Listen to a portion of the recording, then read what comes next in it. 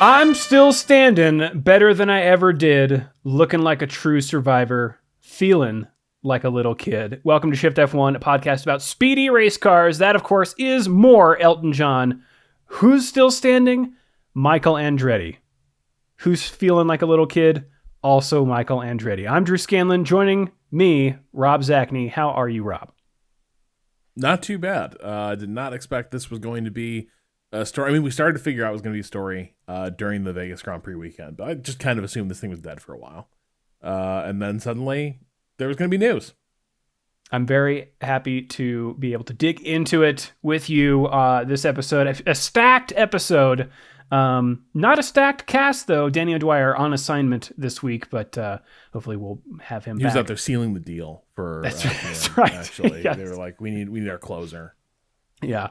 If you're new to this podcast, a very warm welcome to you. And if you are new to Formula One itself, we've got an episode just for you. Our preseason primer episode assumes no prior F1 knowledge and explains how the sport works and who everybody is. So if you would like to go back and listen to that, it's episode 257.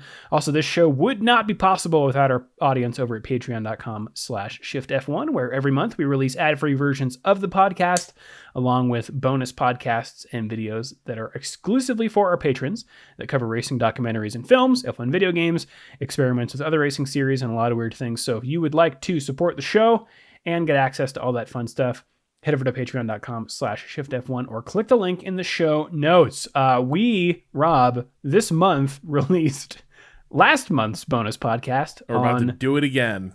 We certainly are. I don't, with the holiday, I don't think we're going to get to the actual November recording. But yes, the nominal You're not October. going to bring Thanksgiving to a screeching halt so we can watch a weird racing movie and be like, hey, everybody, I heard this was cool. It's like a dramatization of a really good rally battle that happened. You'll recognize a couple of these actors from some things. Yeah. I actually think my family would enjoy it more than most, but yeah, I don't think that's on the Thanksgiving menu. Duel was our most recent film that we discussed. Had a great time watching that and discussing it with you guys. I had seen it before. Still holds up. Love Duel. So if you want to check that out, head over to patreon.com/shiftf1. Like these fine folks did, our title sponsors, who get their names read on the show. It's a Me Ferrario, Get Rich or Die Ryan, Agave ATX, Cyphus Training, Turf SCS, at Team Blackjack, apropos for Las Vegas. Michael Maves, Gordy's Army, at Talking Autos, Olivia Evans, TelemetryDeck.com, FTC, Drew Stewart, Bailey Foote, Abdullah Alfani, Jason Chadwick, Abraham Getchell, The Space Above Us Podcast, Bunny Fiend, Snigs, Alex Goucher, Max Voltar, Circuit Demon, Troy Stammer, William Romph, Irvine Clinical Research, Lachlan the Madden Man, Samurai Love Story, and Jason Kelly. Well, as I mentioned, we have a lot to get to, so let us jump right into the Las Vegas Grand Prix. Happened just this weekend. Maybe you heard about it. Maybe you heard about the low grip on the circuit. I think we were wondering last week whether they actually do open it to cars between sessions. Yes, they do. So it gets a little dusty, gets a little dirty.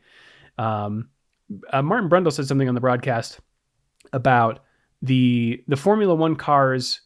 In a lot of circuits they have other support series that lay down some rubber before the F1 cars go on there. We only had one of them, a Ferrari series, for this event. But also he noted that the F1 cars lay down their own rubber, of course, but then having like the public come around and just drive their cars on it normally will like effectively wash away a lot of that rubber. So that I think maybe with some other stuff contributed to the low grip. Also, cooler temperatures can do that as well. So some trickiness happened in qualifying. But we'll just run down the grid here ahead of the Las Vegas Grand Prix. On pole position in the Mercedes, both Mercedes looking great in practice in all three sessions. George Russell on pole, brushed the wall in his first attempt, but escaped damage and managed to snatch away pole at the very last second. Put himself on, I think, his fourth pole position of his career. Carlos Sainz in second. The Ferrari's also looking quite nice around this track. It's kind of an oddball track. It's kind of like an anomaly in the calendar, so you never really know who's going to go well here. In third place, Pierre Gasly, case in point, in the Alpine. A big shock to everyone, probably including Pierre Gasly. He attributed after the session an aggressive low downforce setup to his performance there. In fourth place, the other Ferrari of Charles Leclerc. And then in fifth, the would-be champion heading into this weekend, Max Verstappen in fifth. Lando Norris, the other challenger to the throne, in sixth. And then Yuki Tsunoda in seventh place in his RB. Apparently had some problems at U.S. Customs. They almost didn't let him into the country. So on behalf of America, Yuki, apologies. Thankfully, he was able to convince them that, yes, despite my pajama bottoms, I am, in fact, a Formula One driver. He could have just said, look how small I am. I'm an F1 driver. Eighth place, Oscar Piastri. Ninth, Nico Hülkenberg. And 10th place, the other Mercedes of Lewis Hamilton. He, again, was looking strong all weekend prior to this, but had to back out of the first lap in Q3 because he locked up. I think it turned 12, and then had a snap of oversteer on his second run at turn 2. So 2 mistakes in 2 laps will put you in 10th. In 11th, Esteban Ocon in the other Alpine. Kevin Magnussen 12th, Zhou Guanyu 13th, Liam Lawson 14th, Sergio Perez in 15th. He struggled a lot with grip by his own admission and was out-qualified by not only his teammate, but also both RB cars. Fernando Alonso 16th, Alex Albon 17th, Lance Stroll 18th, and then Valtteri Bottas 19th. He was penalized 5 positions for some power unit elements, and then Franco Colapinto will start from the pit lane after having to fix his car. He crashed in Q2, so he got to Q2 but then crashed at the end of the session after clipping the inside of a barrier. Real rough crash. They scramble the medical car whenever a car impacts at more than 50 Gs, which he did. So he was cleared to race the following day. So we're glad he's okay, but he is adding ever more to that Williams parts tally. And that's the grid. Rob, do you want to take us through the start? Yeah, it's pretty straightforward. Like, a lot of things are just decided at the line. The big question was Russell going to make a clean getaway? He 100% did. Sainz made a less clean getaway. Leclerc sort of picking up 2 spaces right at the start, darting ahead of Sainz right out of the gate. Verstappen got ahead of Norris, sort of, opening shot, putting him in a commanding position for sealing the deal on the championship. And then, surprisingly, given how slippery the track was, I kept expecting, like, we're gonna get a safety car at some point, and probably early in the race is when it would happen.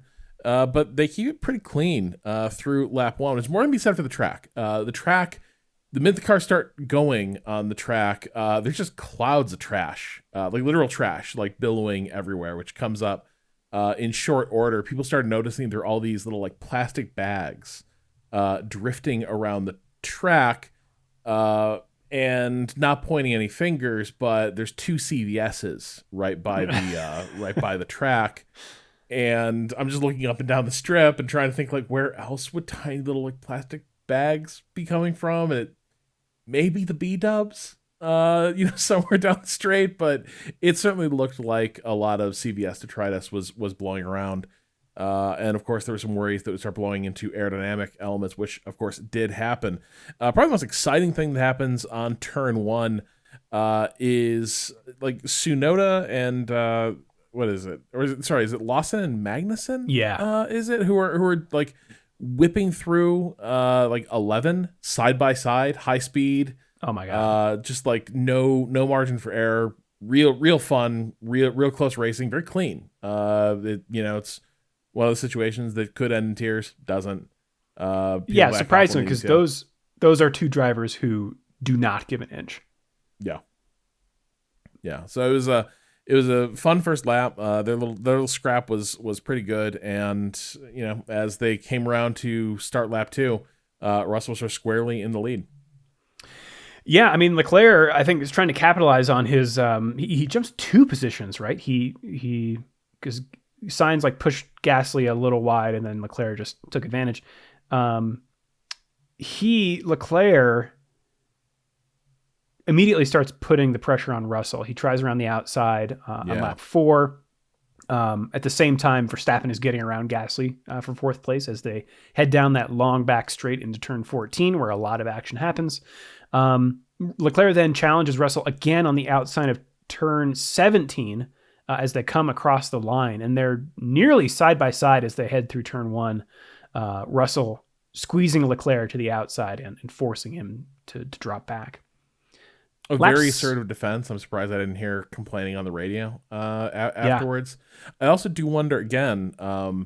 So Russell couldn't seem to put any distance on Leclerc, and now we're gonna find out like Leclerc was kind of going hard at him on the tires. He was taking a lot of the tires to sort of try to do this attack, but also Russell did have a plastic bag caught on the serrated edges of the those tiny little like winglets that are along the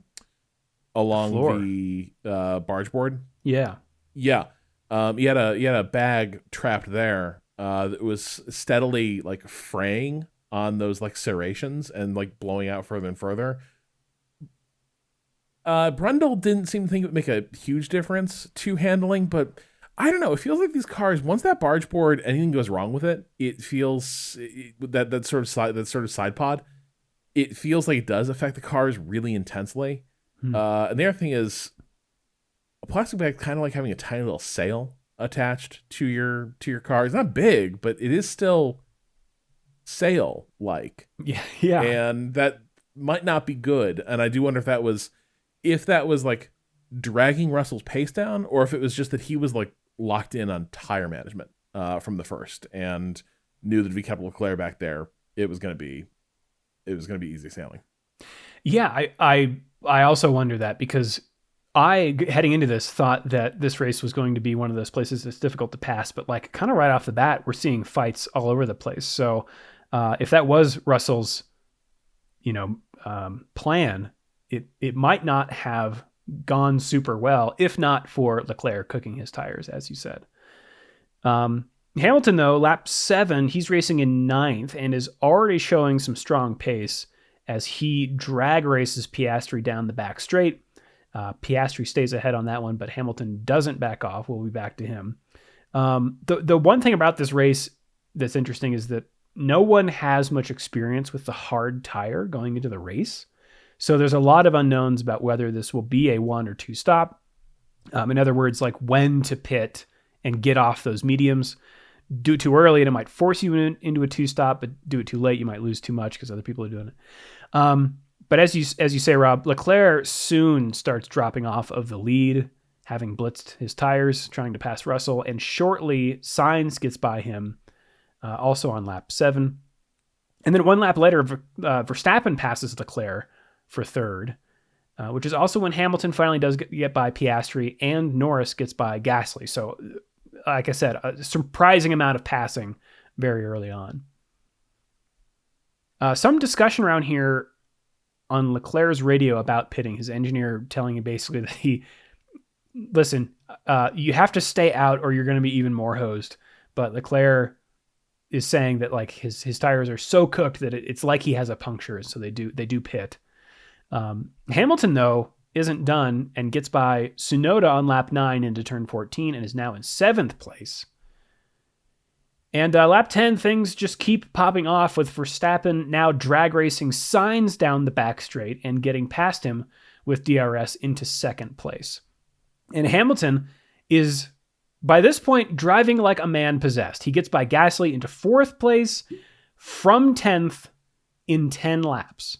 How did this feel to you, Rob? It felt to me like the old Hamilton was back. Yeah, and I don't know how much stock I put in. I didn't really follow the story that closely.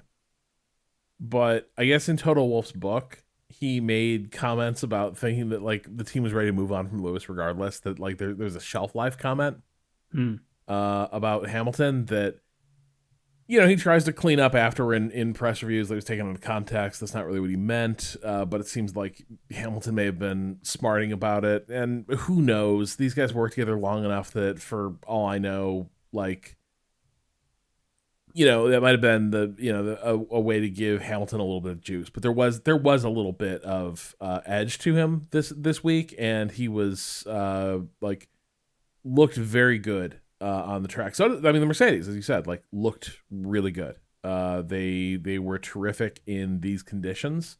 They were the only, like, they felt like they were unaffected by the cold or the slippery track surface in a way that other teams were not. Like their tires came in, they looked very planted. Whereas like we saw less, I was surprised the degree to which everyone in the race looked better than they did in qualifying.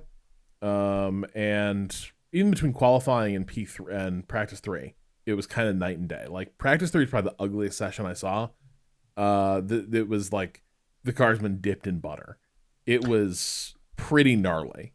And then quali came and it was a little more under control. And then here, for all that everyone had been expecting, like God knows how those hards are going to be, it didn't really come up. I was thinking there might be sort of a, you know, Bambi on ice type like second half of the race, but it didn't really play out that way.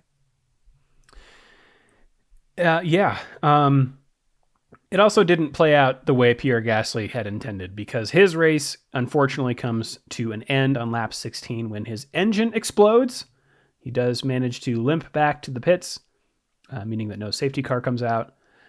But we do get some fun pit stop strategy here. It seems like the tires were falling off on everyone, so they had no choice but to come out in traffic because of, you know, they kind of hit the cliff really quickly. It was something Hamilton was pretty upset about over the radio, since he said his tires, you know, maybe this is the Mercedes magic on this track, his tires were fine, although his engineer does say that they would have lost 5 more positions if they didn't come in at that time. Perez, though, stays out for longer. He started on the hard tires, probably hoping for a safety car. But after the cycle, Hamilton is right behind Norris, and on lap 16 gets him down the inside with the aid of DRS for a net 5th place, still with 34 laps to go. The Alpine woes continue, though, during these pit stops, because unfortunately for Ocon, and he won't be the only one, he was called into pit and his team was not ready, so they just waved him through and had him come back around again, effectively handing themselves a drive-through penalty. That one was weird. That one was just that was bizarre. Like, how unprepared do you have to be that it's cheaper to send him around? You know what I mean? Like, yeah, wouldn't you think, like, it's cold, so the car can sit there, the brakes and the engine are going to be fine. Just get the tires out. How unready do you have to be for this to? And I think they called him in, right? Like he was responding to a box call. Right. He said he went down the pit lane, and the pit board wasn't there. There was no one like pointing to him to call in, so he just drove by his pit box. Oh, that's so weird. Yeah. Oh, okay, so he missed the visual landmark. So he drove past a ready pit. Well, it's because there was no one out there providing them. Oof. Yeah. And then another weird one. Tsunoda and Gasly they pit and then are tussling in the pit lane after their pit stops. And as they crawl down to the pit exit, Tsunoda just creams the styrofoam board that marks the pit exit, which is pretty funny. More woes continue for Williams. Also, Albon is told to retire his car on lap 26 with a power unit problem that the Sky commentators surmised was a plastic bag. I didn't see any confirmation of that it may have gotten sucked into an air intake. Just a brief. Yeah. This is not to say they shouldn't have fired a sergeant. Clearly they should have. Like, Colapinto's an upgrade across the board. That's neither here nor there. But their whole, like, we needed to stop wrecking cars. We needed to stop having cars coming back and having to like sift through parts to see what's still usable. We just want to get to the end of the season. We do not want to be rebuilding cars. We want to be thinking about next year. We just want to coast to the end, and we want to stop burning through money rebuilding cars because we really need to be setting cash aside for other improvements. I think we got to do around here. And I feel like since Vowles was like, yep, we had to get rid of Logan because like the sort of burn rate of keeping that guy like in race cars was like destroying the team just financially and, you know, all their plans. And I feel like since he made clear like our priority was to stop wrecking race cars, they have wrecked more race cars than I think I've ever seen a team. Like it is. And by the way, again, I'm gonna keep coming back to this too. For the love of God, bring back spare cars. Like this is like if the mechanics had a union, and they probably should, they should be out there being like, fuck this. Like we're doing spare cars. Yeah. Like, because it is absurd that this stuff can happen. It's fortunes of war. Like this is going to happen with race cars. But it's kind of absurd that like, you know, in the Colapinto situation, your guy gets cornered a little bit wrong, has a massive shunt, car explodes. Thing is basically like funfetti, just everywhere. And now you got to pull an all-nighter to get that thing back into race condition so that you can start the race and like salvage the weekend. I think it's kind of shitty, right? Like I think it would be more humane if the teams had just an extra shell they could just bring out and get ready for the race. The fact that like in the guise of like cost saving and making mistakes have a little more consequence, I guess. It's just like we're gonna have the least well paid and like least cushily treated people just burn the midnight oil. We're already jet lagged all the time. To fix this stuff is absurd. Like, and you really see the tall stuff like that at Williams. They looked like they had all just been like kicked hard in the gut when that car got. And I know they're probably they're worried about Colapinto. It was a big crash. But boy, they also looked like this. It's happening again. Yes. Especially with these triple headers. That's the other X factor. Oh my God. Yeah. Yeah.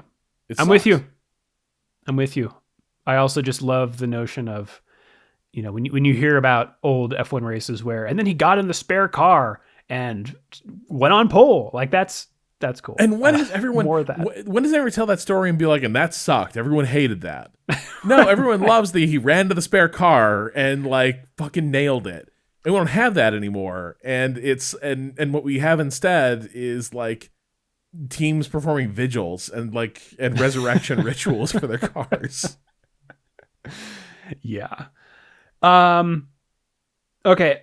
Lap 27, Hamilton still on fire, and by this time has closed up to the Ferraris.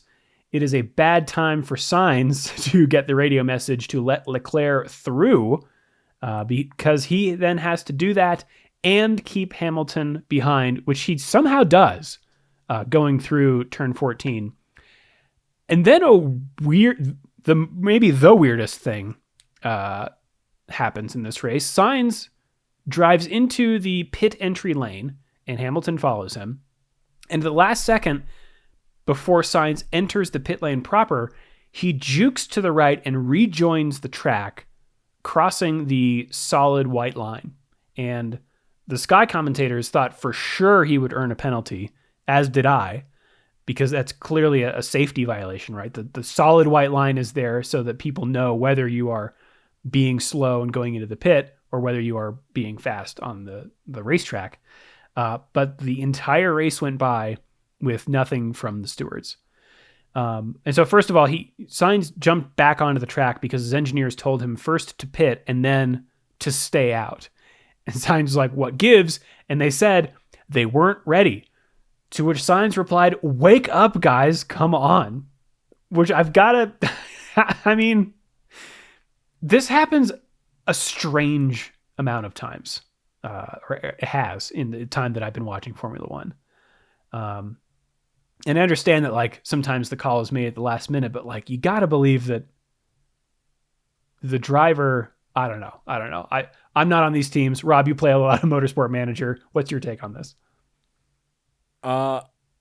I think it is like my guess is the problem is there's a physical component of this of like you have to get all the mechanics to come out, and once you make the call, you have to spin the entire process up. And my feeling is they're tunnel visioning at the pit wall, and they're like looking at their maps, they're conferring, they're looking at their data, and they're making calls inside the like they're actually past the sort of horizon when you can get the pit stop actually in place. Like they're like, this is the correct timing, this is the decision, this is the correct decision.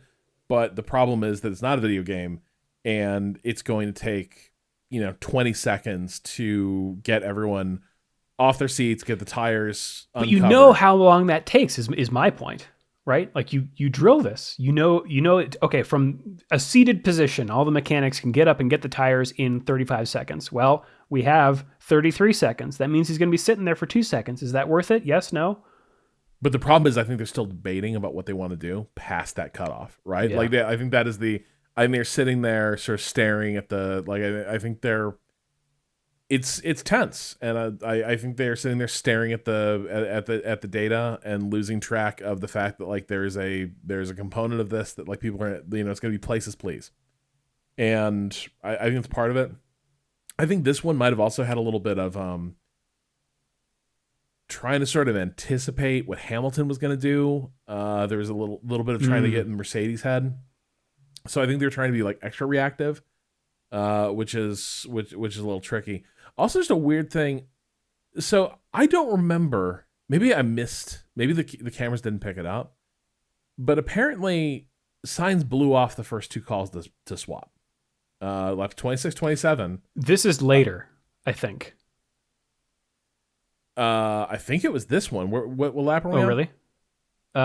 This is 27. Yeah. No, the transcript from race fans, at least. Okay. Is lap 26. Sainz doesn't let him through at 5. And Leclerc got on the radio. Nice swap. Amazing. Because there's been no swap. And then lap 27, apparently they still have trouble getting the swap in order. And Leclerc starts like losing his shit that his tire is getting killed behind Sainz, who won't get out of the way.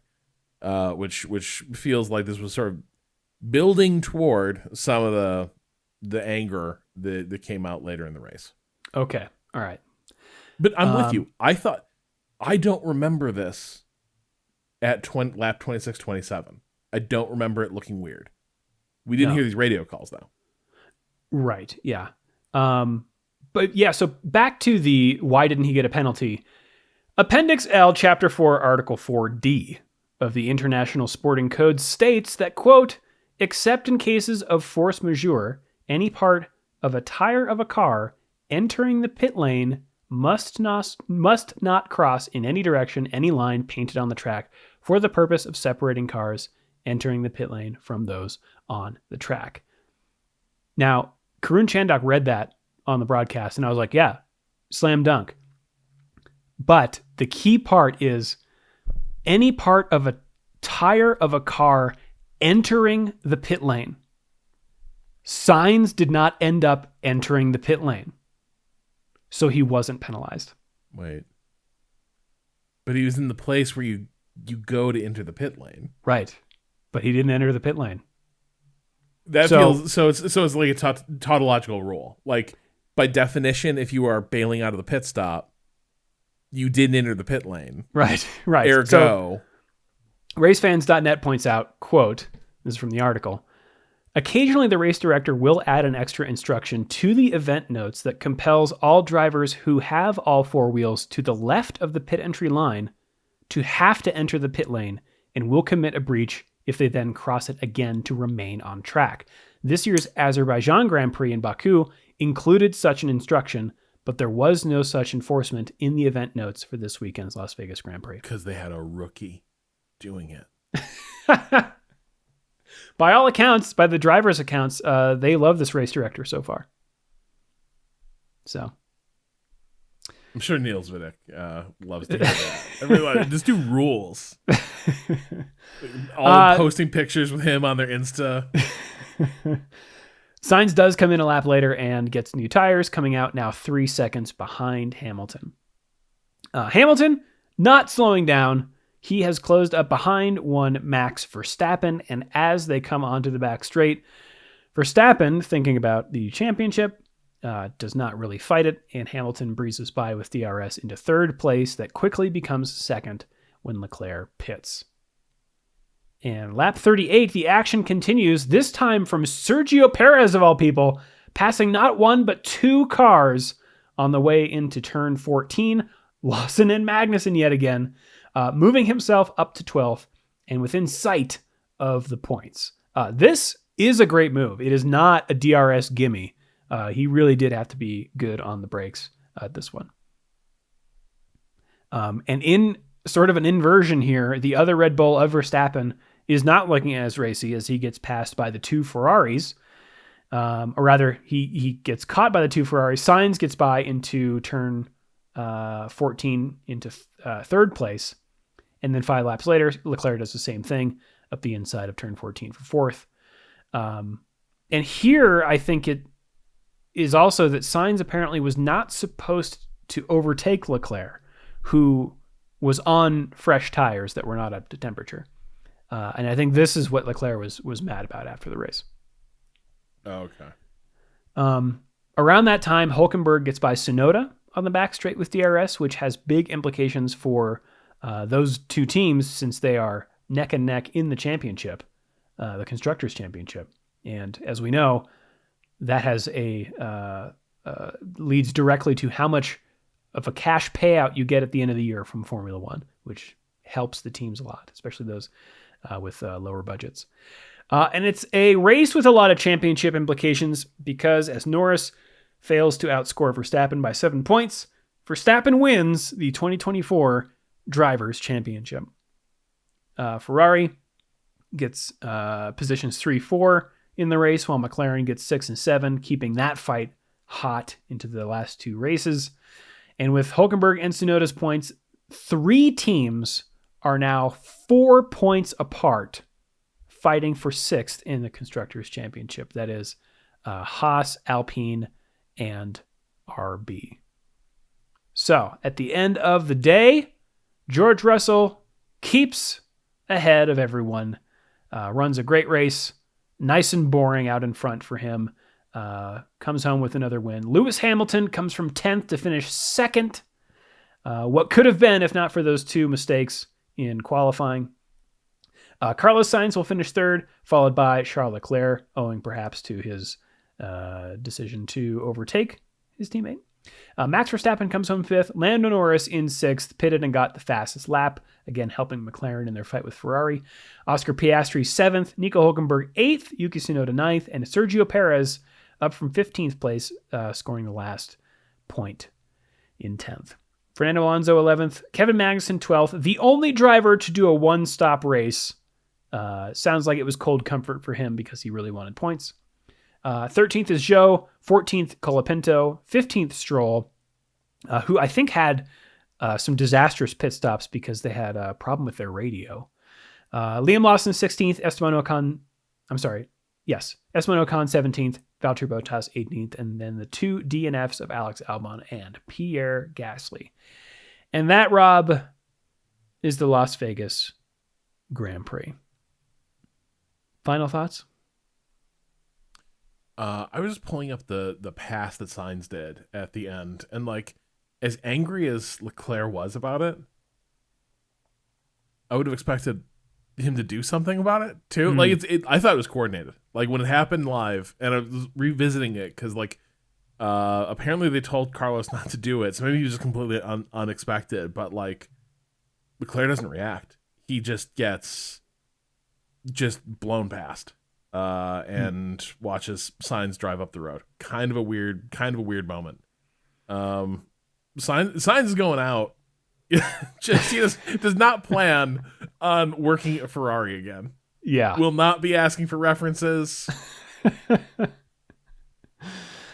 Yeah.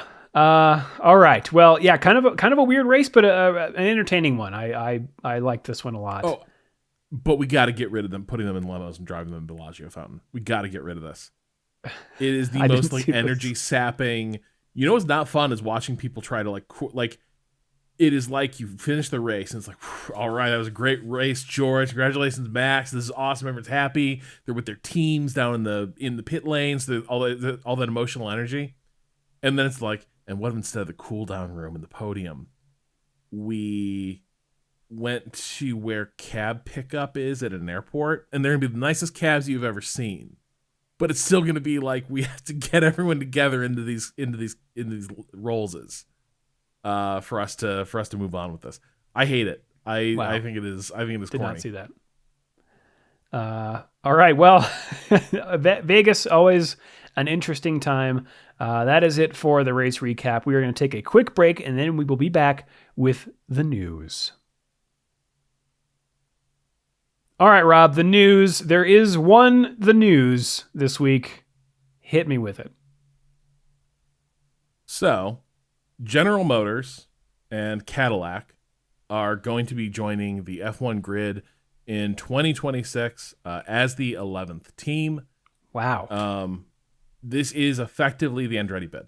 It is going to be, they're going to be taking over the Silverstone facility that Andretti built. They're going to be using the staff that Andretti had recruited. You'll remember the Cadillac was the partner, right? On the last bid, on the bid that Andretti submitted. And when that bid was rejected, Formula One basically drew a roadmap. We would look very differently at this bid if it was GM proposing to come into the sport as a full works team. And so, over this fall, Michael Andretti kind of retired. And he turned over operations of Andretti Global to his partner Dan Tauris. And it is unclear to what degree he divested from the company. There were reports on September 27th that, and this is some weird IndyCar inside baseball. September 27th, this website Sportico or something like that reports that Andretti is fully divested from his team. Dan Tauris has completely taken over the team. And then a few days later, Tauris and Andretti give an interview, I think to the Associated Press, basically explaining that's not true, that Andretti has not left the company and he has not removed any ownership interest. He's not removed his ownership interest from the company, but he has stepped back from day-to-day operations because he wants to go be grandpa. He wants to go be Nono. And his buddy Dan is going to be taking over this whole project. And in the announcement that F1 made around this, they did not mention the Andretti name once. And Andretti Global is not the partner listed on this. It's, first of all, as far as the announcement is concerned, it is a General Motors team. And then they are using the holding company name for Andretti Global, like Racing TWG. Point. Pardon? Racing Point. No, but yeah, so it's TWG. TWG Global is the holding company that owns Andretti Global. And that is the team winning guys. That's a good one. But yeah, so like that is the team that's going to be like they're going to be the people like sort of running the team. Dan Tauris is running the Andretti organization across all its various motorsports interests, and Michael is off being a grandpa, but he's around in advisory capacity, and that's the weird part of this. This is, again, basically the same bid. Very little's changed except one, crucially, I'm not sure the figure's been formally announced. Reuters had the number at $450 million that GM and TWG Global were splitting between them for paying the anti-dilution fee to the other teams. Remember, it was the $200 million fee that Andretti wanted to pay. That is what is in the sort of F1 bylaws if you want to join the grid. And he was like, cool, we'll pay that. And obviously, one of the objections from the other teams was, yeah, 200 million was back when the sport was like near death and like things were not as robust and it was way less valuable. But now, like, if you want to join the grid, it's worth a lot more money, so you should pay us more money. And that's when Andretti went to the press and was like, they're just being greedy. And that's the other component of this. So, to a degree, that bid was rejected back in January. And since then, Andretti continued to invest in building up F1 facilities.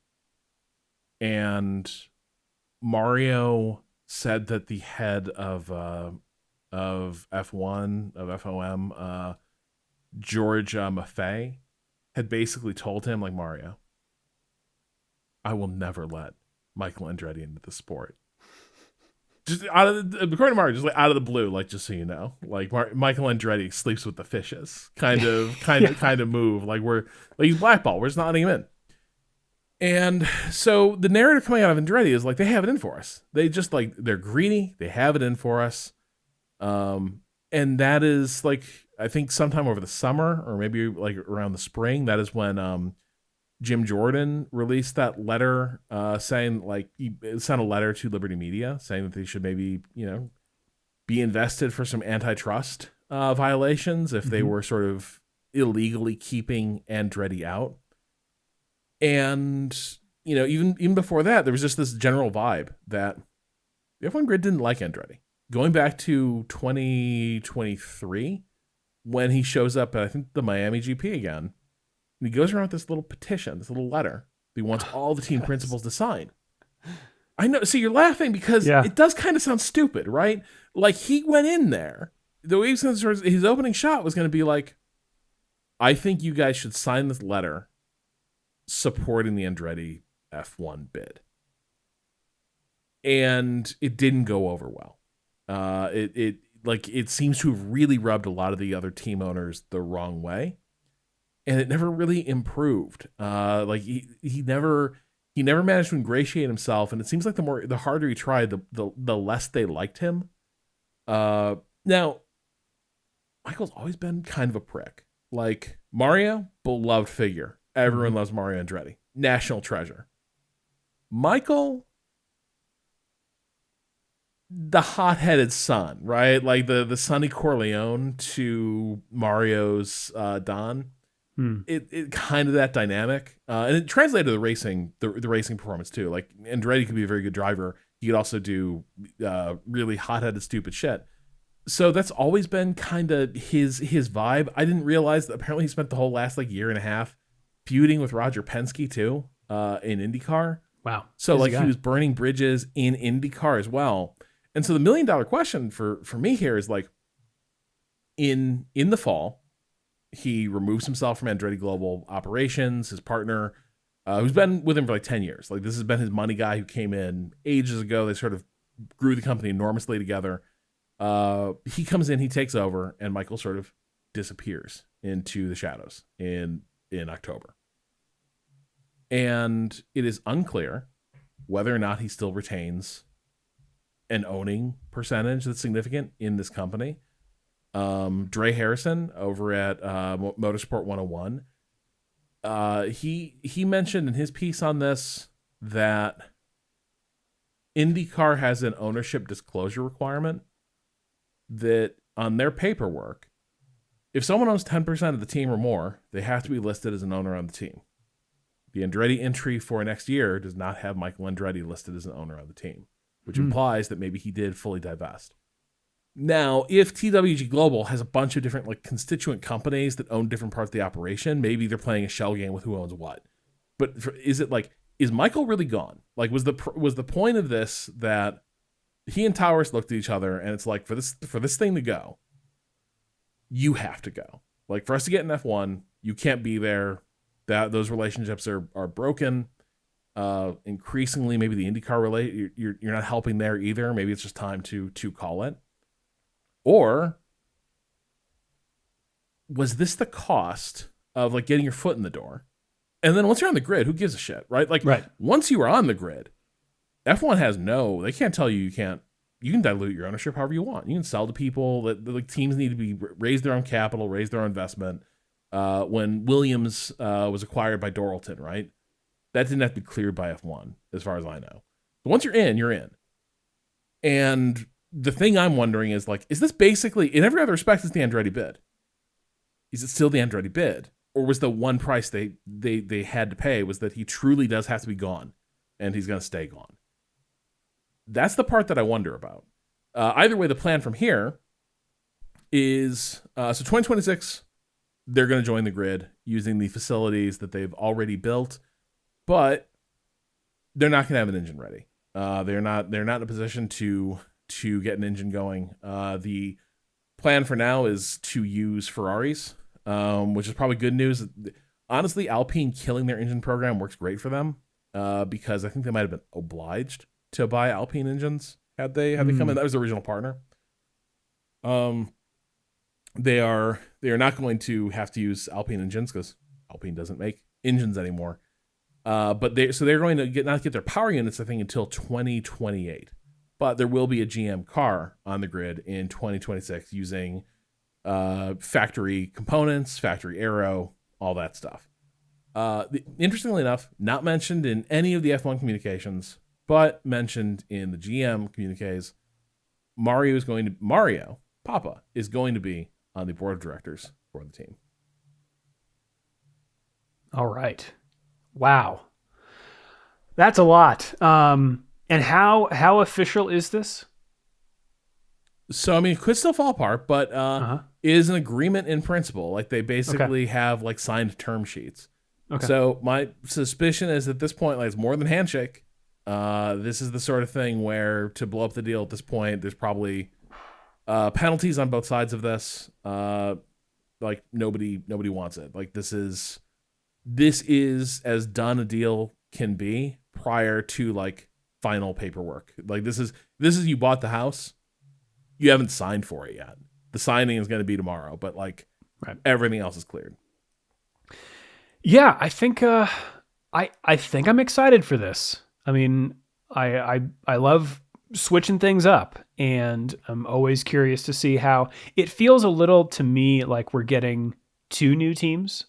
Audi to me kind of feels like a new team. I mean, Alpine is going to kind of feel like a new team. Williams kind of is feeling like a new team.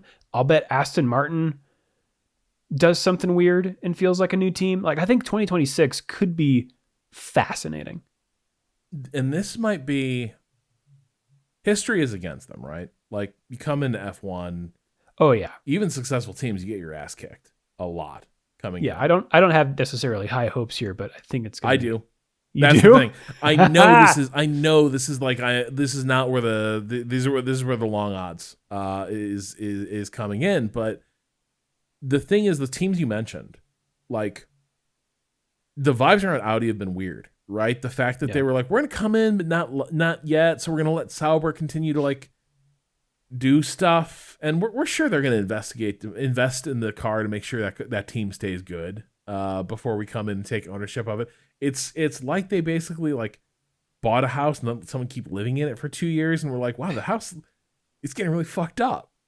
And that's kind of what happened at Sauber. So, like, the Audi thing has been weird. Like, Mattia Binotto coming in to help straighten it out is a good sign, but, like, it feels energy wise so far from where it began, which was Audi's going to be like, this is going to be one of those bullshit teams like Mercedes, which is basically an English team and an English power unit maker, two different companies. It has nothing to do with Mercedes operations in Stuttgart. Audi's coming in, and it's going to be an Audi machine. We're going to build our own engine. It's going to be like, this car is going to be an Audi racer. Doesn't feel that way anymore, and maybe it still will be, but the energy is just like, it's not there. Alpine, obviously the engine program wasn't working, but closing it down doesn't make me think you're a more serious program. They've kind of not just shot themselves in the foot, but it's like, then tried to cauterize it with, like, a flamethrower. It's bad. And so, like, you look at Andretti, and they've got by all accounts decent facilities. They've already invested in. They've recruited a lot of talent in the last few years that are sort of ready to start work like immediately. GM has a really serious performance, powertrains, and like racing division, and so like GM is all over IndyCar. Cadillac has a great world endurance program. Like they are very serious. They're very good at this. And so from the standpoint of like teams that like seem like they're serious about this, that are actually built to compete and like check the boxes that really successful F1 teams kind of need to check. Andretti checks them in a way that like most of the teams that are currently on the grid don't. I think the odds are very good they slot in behind like McLaren, Mercedes, Red Bull. I'm forgetting a good team in there. I know I am. Ferrari? Yes. But like I think there's a decent chance that they come in stronger than than Aston. They got the power of Detroit behind them, baby. Well, this is the funny thing. There's some hypocrisy here. So the whole like reason they rejected the Andretti bid after Cadillac got involved, which seemed like it should have been a big deal, and they were like, we don't think it doesn't feel serious now. We want to see more skin in the game from Cadillac. And the way they were talking about it was they thought Cadillac was basically going to slap its badge on engines they were procuring from other people. I don't fully know where they got that impression from. Like in the communications that Cadillac made and Andretti made, it seemed like they were committing to building engines by like 2028. But the hand wringing was like they're just going to come in and slap their badge on a customer engine or something. It's not going to be a real works engine. Let's turn our gaze to Red Bull and that Ford engine that's coming in. So remember, Red Bull powertrains was stood up to basically take over the entire Honda operation because Honda was exiting, but they built a really good engine. So Red Bull was like, we want to keep that engine and we're going to take over engine development. And also that cures us of our big Achilles heel, which has been the car has always been good aero-wise, but if the engine takes a dive, the whole car takes a dive. So we want to be sort of in control of that too. Ford is their partner on this, and they're like, it's a very serious technical partnership. Boy, the features I've read doesn't sound like serious technical partnership at all. Like there's no Ford employees working on it yet. The head of like Ford Performance, like motors or whatever, he's super involved. He has like a Zoom call with the Red Bull powertrains people like once a week. And it's like, boy, yeah, like a weekly Zoom. How could you not be more involved? He's out there every 6 weeks. He comes by and tours the facility. Like the Red Bull thing, that one seems fake. That one seems like Ford is just going to be like blue oval right over that Honda, and we're good to go. Whereas like this one does seem poised to be an actual like credible effort from Cadillac. But it's weird. There's always been this double standard of we don't think Cadillac's really serious about this with Andretti, even though they've worked together on a bunch of other programs, and like it's like Cadillac is very serious about motorsports, and meanwhile Red Bull's like, this is such a great partnership. We were really specific to Ford. It was like, we don't want people changing how we do things. We kind of just want to build our engines our way, and Ford was totally cool with that. I'm like, yeah, they would be, because they're giving you money to put a Ford badge on it. I don't believe you. Oh man, much to look forward to. That's exciting. I'm glad to finally have some closure on this. One last news story here, kind of a quick hit. I wanted to touch on. This was interesting. Sort of an explanation for maybe why Red Bull was getting out dragged on the straights by some of the cars in the Las Vegas Grand Prix, as sometimes teams will do. When you have these sort of anomalous racetracks, they'll create, rear wings or other elements specifically for that track. So for example, a lot of teams will have a Monza rear wing because that is a really high speed circuit. You don't need as much downforce, or you don't want as much downforce because you want a low drag car. People will make custom like Monaco spec parts because that's a weird circuit. Red Bull forewent making their own bespoke Las Vegas rear wing, and instead used their Monza spec wing because it is similarly a fast track, but it wasn't enough. They needed even less drag, and so I can put a link to this in the show notes. They literally took a Dremel to their rear wing and cut out an even larger divot in it to help speed things along. Which, when I found that out, I was like, it made it make so much more sense because the wing looked a little weird. It looked kind of like someone had been at it with like kitchen shears. Yes. And was just like carving bits of wing off. It was, man, I'll tell you, I wouldn't want to do it. I would be too nervous. Like if I was at the factory and it's like, don't worry, you got other wings. It'll be fine. Like, even if we break the wings we got, like, it would be bad if we had to fabricate new ones, but like, could be done. But like, they're handing me a Dremel and I'm like wonky with sleep deprivation in Vegas and it's like cold as fuck in the garage. I don't want to do it. I'm like, yeah. Somebody else want to operate, doctor? I don't think I'm good. I love this because it reminds you that, again, these things are they're just machines built by people. Like, sometimes they just look, I forget that. They look so smooth and almost like they were, given to us by aliens or like 3D printed, like an AI made them or something. I often forget that there's like, gas exploding in there. They just look like spaceships. And this is like, no, to make our car go faster, we just took some pieces off of it. I love it. I also love Qatar. Rob, tell us about Qatar. Maybe we love it. I don't know. Don't take that out of context. Don't spread that around. It's true. No, like, like Sovereign Wealth Fund. Reach out. We can work. No, our hearts are open. Believe you me. So Lusail International Circuit. It's about 20 years old. It is like long been used as a MotoGP track. Shortly after being constructed, they kitted it out for night racing. F1 raced there for the first time in 2021.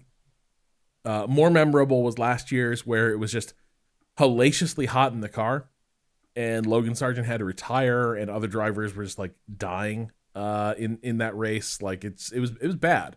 It was so bad that like it started a conversation that is continued into this year, which is like, do we need to start figuring out how to cool the drivers in the car, because it is getting dangerous in some of these races with how hard we are pushing the human body. Last year, Max won it in that sort of grueling endurance race, followed by Oscar Piastri and Lando Norris and George Russell, I guess, in a foreshadowing of like what this season was going to turn into. Like, it seems like last year you could start to feel the 2024 season taking shape. As with last year, it looks like we are doing a sprint weekend. So we're gonna go around this track twice. As far as I can tell, it's only got the one DRS straight on the main straight. Doesn't look like they've added any for this year. So the track walk, the circuit. Bahrain. It's basically that. Okay. And that's Lusail, folks. No, it does to me look a little like the Pokémon Ditto. There are a lot. So as I was looking up stuff, there's you find people making Pokemon comparisons a fair bit with this track layout. Okay. I don't know my Pokemon well enough, but a lot of people also draw a similar conclusion. So really long, like crazy long front straight. Like, you kind of lose track of what's going on. It's like they're still going down the straight. Heading to turn one, a sweeping right into a sweeping left, dogleg right onto a short straight, leading to a pair of 9-degree rights that bring you to a hairpin in 6. Was sort of the first the end of sector 1, you sort of go slightly downhill into this hairpin. This is all relative. This track is very generous with runoff. Even sort of the tighter corner, even in places on the track map that look tight, you see the cars going through it. And one, the track is very wide. And two, if you get it wrong, you have like an acre of tarmac that you can use to sort of recover the car. So it gives it kind of a weird vibe. And I think that's a concession to MotoGP because they don't like gravel traps. They don't like anything that can upset a bike and really injure a driver. Mm-hmm. But it does mean that there's kind of the sense in like a lot of portions of the track where the corners are more generous with space than you might think. And then there's just a sense of like kind of infinite space if you need to use it. So coming out of that hairpin, you sort of have a long, slow right-hander. Then takes you into this like juke left. It's turn 8, and then probably for me maybe the most interesting corner here. 8 leads right into 9, which is this like really fast. It's a corner that looks more dramatic than it looks on the circuit map because you take it so fast. The load on the car gets really intense. You can sense the car wanting to sort of like fly off to the left, but you can take it pretty flat. So that's gonna be an interesting one. I feel like turn 8 and 9, you're going to see. I think that is where you're going to start to see when tires are starting to give up. Like I think you're going to start seeing some slip there. You come, after you get through that, you begin, you come to a long left, and that takes you to turn 11. Doesn't feel like a turn. It's kind of a long arcing straight. It's a turn that's like invisible to an F1 car. But that is turn 11. It gets a little more interesting. Kind of the course's maybe signature, the corner complex. 12, 13, 14. You would, if they were one corner, it would be this really long sweeping right. And it maybe we feel a little bit like that multiple apex corner in Turkey. Remember that long left-hander where you sort of like kiss the apex a few times? Mm-hmm. But they lopped the curves off. And so what would be a long sweeping right-hander turns into, it's like the roof of a house. You flick the wheel right and you straighten it back out. And then you flick the wheel right again, you straighten it back out. And then you flick the wheel right one more time, you're out of the corner complex. It's a very weird thing. You take it very fast. It kind of has a funky little rhythm as you're going through it, but it's interesting. It's different. I don't know if I love it, but it's different. And there you come down a series of short straights that are a little bit longer than you expect. 15 pretty fast. 16 slows you down before you enter the very long front straight. So that is Lusail. It is. I don't remember too much about like there being a ton of action here. I'm sort of like I remember there being some spectacular crashes, but I'm not sure about the overtaking situation. But hopefully we got 2 races here this year. Hopefully we get a good one. Yeah, well, thanks. I do see a note here. We got some new curb profiling because last year, if you recall, the FIA mandated that cars may only drive stints of 18 laps or less. Oh, right. Because the curbs were eating the tires. Yeah. And so those have been reprofiled. They're not as jagged. And I think there's also some narrow gravel traps, like not a whole like, the whole runoff area, but more like a strip of gravel. Actually, F1 Academy driver Maya, I'm not sure how to pronounce her last name, Weug or Weug, has a good TikTok that I will put in the show notes. But yes, you alluded, Rob. When I start moving off Instagram to follow racing stuff and get on TikTok, I think maybe that's where it's at. Weather, Rob. it looks like we're not going to be super duper hot. On sprint qualifying day, that is 8:30 p.m. local, we're about 66 degrees Fahrenheit or 19 Celsius. No precipitation across the weekend. Relatively high winds, 13 miles an hour or 21 kilometers an hour, remaining pretty much steady throughout the weekend. Temperatures a little bit higher on Saturday, so that would be the sprint and then race qualifying at 4 p.m. and 8 p.m. local, respectively. So we're looking at like 72 tapering to 68 or 22 to 20 on Saturday, and then the race at 8 p.m. local also going to be about 20 Celsius or 68 Fahrenheit with humidity about 50% across the weekend. So should just be just fine for these race cars. Heading into the race in Qatar, the driver standings look like this. Max Verstappen has, of course, sealed the Drivers' Championship. He is in first. Lando Norris second with 340 points. Leclerc is in third with 319. Piastri in fourth with 268. Sainz in fifth with 259. So still a lot to play for there. Russell is in sixth with 217. Hamilton in seventh with 208. Perez is in eighth place with 152. And then jump down to Alonso in ninth with 62. Hulkenberg in 10th has 35. Tsunoda's got 30. Gasly has 26. Stroll in 13th place has 24. Ocon has 23. Magnussen in 15th has 14. Albon and Ricciardo are tied with 12. Oliver Behrman has 7. Colapinto has 5. Lawson has 4. And then Joe Sargent and Bottas all have 0. In the constructor standings, McLaren is currently on top with 608 points.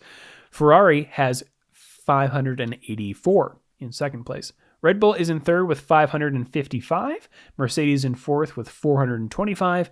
Aston Martin is in fifth with 86. Gene Haas and team have 50. Alpine has 49. And RB has 46. That is your tight race for sixth place. Williams is in a solid ninth. What's that?